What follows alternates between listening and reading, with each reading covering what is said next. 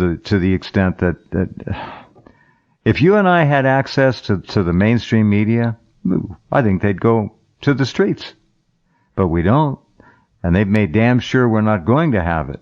They keep removing people all the time. And that's not even to get into the thing about Google rewriting history. As we speak right now, they're rewriting history by deleting things, rewriting things. History, it doesn't exist as it did just a few years ago, at least in terms of research archiving. It's different. They're changing it all the time.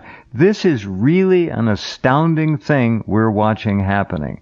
And it's not healthy in any way, shape, or form for the psychology of an advanced, enlightened society. It just doesn't work. It won't work.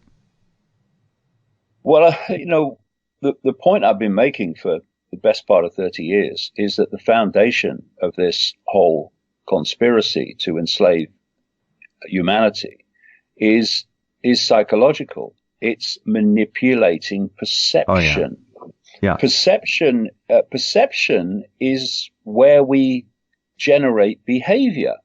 People behave as they do in all different ways because of their perception of the situation.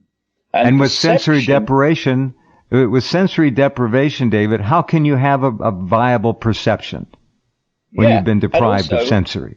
Yeah. And also perception comes from information received. This is what we do. We form our perceptions from information. It might be a personal experience. It might be the 10 o'clock news if we're ridiculously naive.